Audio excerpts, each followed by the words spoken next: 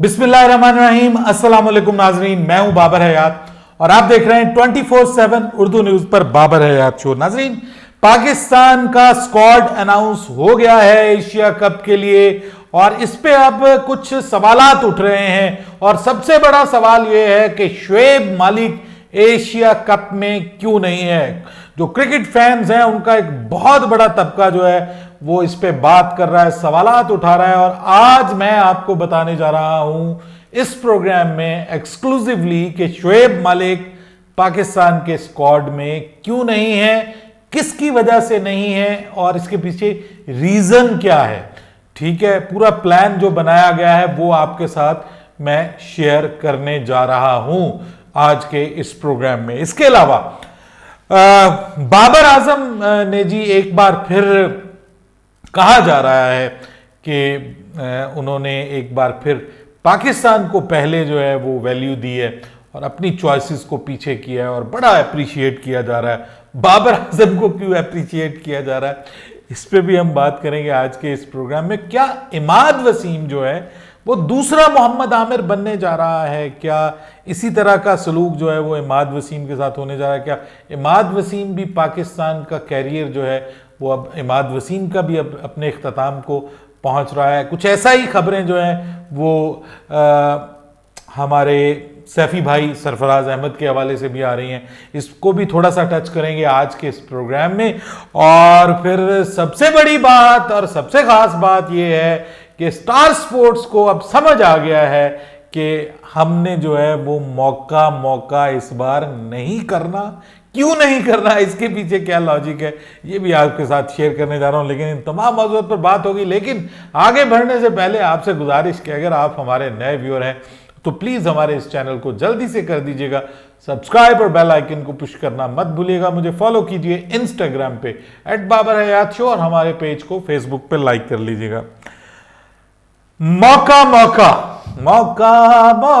वैसे था बहुत जबरदस्त ये, इसकी जिसने भी कंपोजिशन बनाई थी ना बड़ी कमाल की थी और ये बड़ा चलता था एक वक्त में। तो मैं कहता हूं जी टॉप हिट था ये स्टार स्पोर्ट्स का और खास तौर पे इंडियन फैंस जो है हमारे दिल को जलाया करते थे और हमें ताने मारा करते थे और ये सुना के कि जनाब तुम्हारा तो टीम जो है वो अभी पटाखे नहीं फूटने बंद होंगे, तुम्हारी टीम आउट हो जाएगी।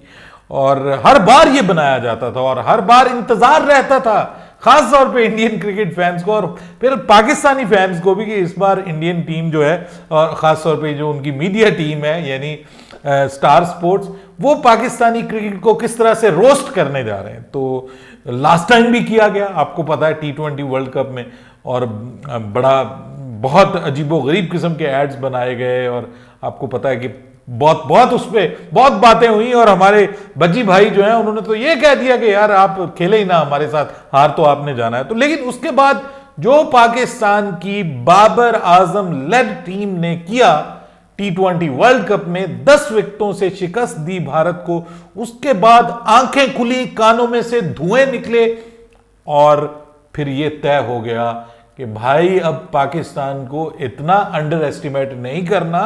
ये वो वाली पाकिस्तानी टीम नहीं है और ना ही इंडिया के पास वो वाले अब हथियार हैं जो एक वक्त में हुआ करते थे। और फिर मौजूदा इंडियन टीम जो है उसमें तो अब आपको पता है कि विराट कोहली भी उस तरह से फॉर्म में नहीं है और मोस्ट प्रोबेबली शायद वो एशिया कप का हिस्सा भी ना बने। तो ऐसी सूरत में जो स्टार स्पोर्ट्स है उसने ये फैसला किया है कि एशिया कप में कोई मौका नहीं होगा। लेकिन क्या ये मौका एशिया कप में कुछ ऐसा हो जाए कि जिससे भारतीय क्रिकेट फैंस की जिंदगी में एक बार फिर रौनक आ जाए, तो मुझे ऐसा लगता है कि उसके बाद फिर T20 वर्ल्ड कप के लिए फिर बनेगा मौका। लेकिन अगर एशिया कप में भी भारतीय टीम को पाकिस्तानी टीम के हाथों हो जाती है शिकस्त, तो फिर पाकिस्तान और इंडिया का जो T20 वर्ल्ड कप का टाकरा होगा उसके लिए मुझे लगता है फिर मौका नहीं बनेगा। उसके लिए फिर कोई दरमियाना रास्ता निकालेंगे जिसमें दोनों टीमों की तरफ से कुछ ना कुछ हो के बड़ा टाकरा है, बड़ा मुकाबला है, बड़ा आपस में टफ कंपटीशन है, कुछ इस किस्म का आइडिया डिस्कस किया जा सकता है। लेकिन सवाल उठता है कि कि क्या पाकिस्तान टीम का जो आज स्क्वाड अनाउंस हुआ है वो क्या इस काबिल है कि वो भारत का जो टैलेंट है, खासतौर पे आपको पता है कि गुज़िश्ता रात भी जो है वो भारत ने बहुत ज़बरदस्त किस्म की शिकस्त दी है। भारत की यंग टीम ने वेस्ट इंडीज़ को वेस्ट इंडीज़ में हराया है T20 मैच में, और उसमें जो है वो सूर्या कुमार यादव जो हैं SKY, जिनको स्काई कहा जाता है, ऑब्वियसली वो बड़े ही टैलेंटेड नजर आ रहे हैं और I really love him batting. जो भी है, बीइंग अ क्रिकेट फैन, तो जो अच्छी बैटिंग करता है उसकी तारीफ करनी बनती है। और मैं ये समझता हूं कि ये बायसनेस है, ये नहीं आनी चाहिए। अच्छा प्लेयर है, अच्छा क्रिकेटर है, भारत में टैलेंट है, अच्छा टैलेंट है, सामने उभर के आ रहा है, तो उसकी तारीफ करनी चाहिए। लेकिन जवाब में हम भी यही कहते हैं ना कि जनाब बाबर आजम को आप दुनिया का टॉप बल्लेबाज मानिए, फिर आप उसको जिम बाबर आजम और पता नहीं क्या क्या आपने उसके नाम रखे हुए थे, मुझे तो लेते हुए ही शर्म आती है। कम से कम इस तरह के नाम घटिया किस्म के वहां से मिलते थे, तो ये नहीं होना चाहिए। दोनों अतराफ में जो अच्छा टैलेंट है उसको अप्रिशिएट करना चाहिए, उसको क्रिकेट को क्रिकेट की हद तक कोई जंग नहीं बनाना चाहिए।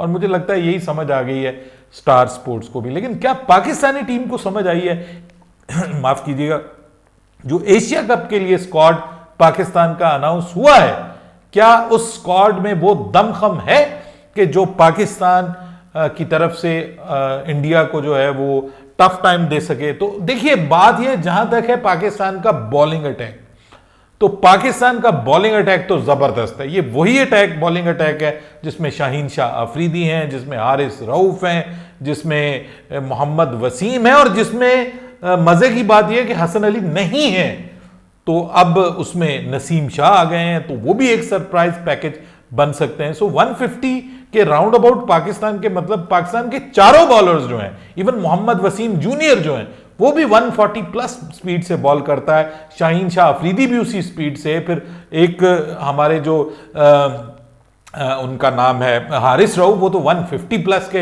हिसाब से स्पीड से बॉल करते हैं। फिर इसी तरह 150 के राउंड अबाउट ये भी पहुंचते हैं, नसीम शाह भी, और फिर अब शाहनवाज धानी भी है। अगर उनको मौका मिलता है एशिया कप में तो ही कैन सरप्राइज एज वेल, बहुत सरप्राइज कर सकते हैं अपनी बॉलिंग से। सो ये पाकिस्तान की बॉलिंग तो बहुत एक्साइटिंग है, इसका आप अच्छा मुकाबला कर सकते हैं भारत की बॉलिंग के साथ। ये अलग बात कि उनके पास तजुर्बा ज्यादा है, लेकिन अब पाकिस्तान के पास भी तजुर्बा कम नहीं है। अगर आप देखें तो रैंकिंग में भी शाहीन शाह अफरीदी बुमराह के करीब करीब हैं, एक में तो उनसे आगे हैं टेस्ट मैचेस में, ओडीआई में उनसे एक रैंक नीचे हैं। सो ओवरऑल आप ये कह सकते हैं कि पाकिस्तान का बॉलिंग अटैक जो है वो अच्छा तगड़ा बॉलिंग अटैक है। फिर स्पिन भी पाकिस्तान के पास बुरी नहीं है। शादाब खान अगर उनकी फॉर्म में हो, वो जबरदस्त उसमें हो, टच में हो, तो वो भी मुश्किल कर सकते हैं। फिर वो बैटिंग में भी हैं, मतलब ऑलराउंडर भी हैं। फिर अगर जडेजा की बात करें तो जडेजा के पास बहुत तजुर्बा है, लेकिन हमारे पास टैलेंट में मोहम्मद नवाज कम नहीं है। He can bowl even better than Jadeja and he can bat too. So मैं ये समझता हूं कि जो पाकिस्तान के ओपनर्स हैं, बाबर आजम, मोहम्मद रिजवान, दोनों T20 में टॉप 2 हैं।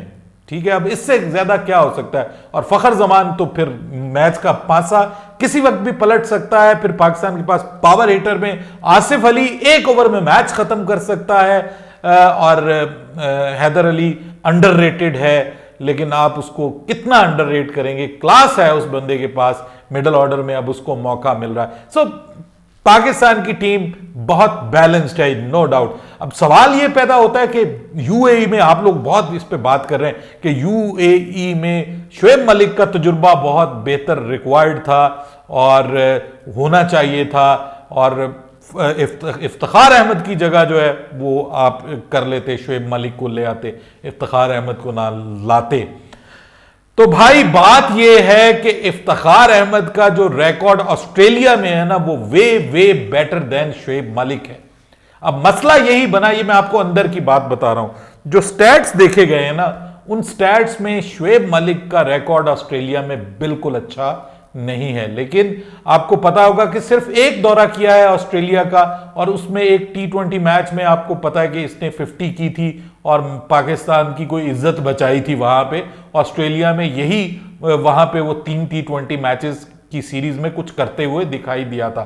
सो ऐसा लगा है हमारे क्रिकेट जो पंडित्स हैं उनको, मोहम्मद वसीम को, बाबर आजम को, कि क्योंकि हमने इसी को लेकर के जाना है T20 वर्ल्ड कप में, तो हम इसी को मौका दें, इफ्तिखार को ही मौका दें कि वो यहां भी भारत के मुकाबले में खेले। क्योंकि अगर भारत के मुकाबले में T20 वर्ल्ड कप में मोहम्मद इफ्तिखार अहमद ने खेलना है तो यहां भी वही खेले, यहां ताकि पाकिस्तान के सभी बल्लेबाज जो हैं और सभी खिलाड़ी जो हैं वो इंडियन बल्लेबाजों का सामना कर सकें, बॉलर्स जो हैं और बल्लेबाज जो हैं वो इंडियन बॉलर्स का सामना कर सकें। सो ये एक जो चाका होता है ना वो खत्म होना चाहिए। और इसी वजह से बाबर आजम, हालांकि ये मैं आपको बिल्कुल अंदर की बात बता रहा हूं कि वो बहुत चाहते थे कि शोएब मलिक टीम का हिस्सा हों, लेकिन यहां पे उन्होंने अपनी चॉइस को सैक्रिफाई किया है टीम के बैलेंस को देखते हुए। हालांकि बहुत कहा जाता है कि जी वो स्पिन को बहुत अच्छा खेलते हैं, लेकिन इन्होंने लॉन्ग टर्म में सोचा है। इन्होंने कहा है कि अगर स्पिन ट्रैक है तो यहां पर हमारी जो खिलाड़ी हैं उनको अच्छी प्रैक्टिस मिलेगी।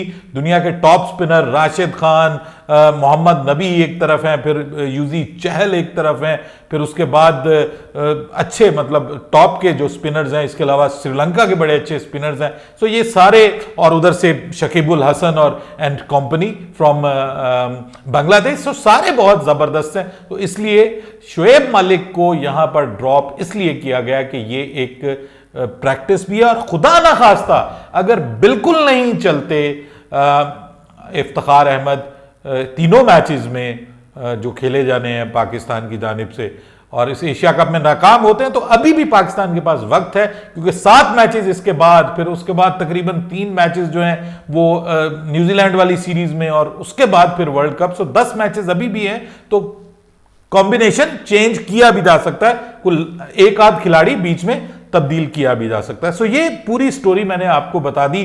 बाबर आजम की तारीफ इसलिए हो रही है कि उन्होंने हसन अली को भी कुर्बान कर दिया, और उस पर बड़ा दुख हुआ होगा बाबर आजम को, क्योंकि ये यारी जो है ना, ये दोस्ती हम नहीं तोड़ेंगे, वो वाला गाना चला होगा, और वो बाबर आजम और हसन अली की वो आंखें आपस में टकराई होंगी, और टकरा के फिर उन आंखों में आंसू आए होंगे कि यार ये यारी जो है वो टूटती जा रही है। और उसकी वजह यह है कि हसन अली कंसिस्टेंटली परफॉर्म नहीं कर पा रहे। अब कितना मौका दे बाबर आजम, अब ये भी एक मसला है ना।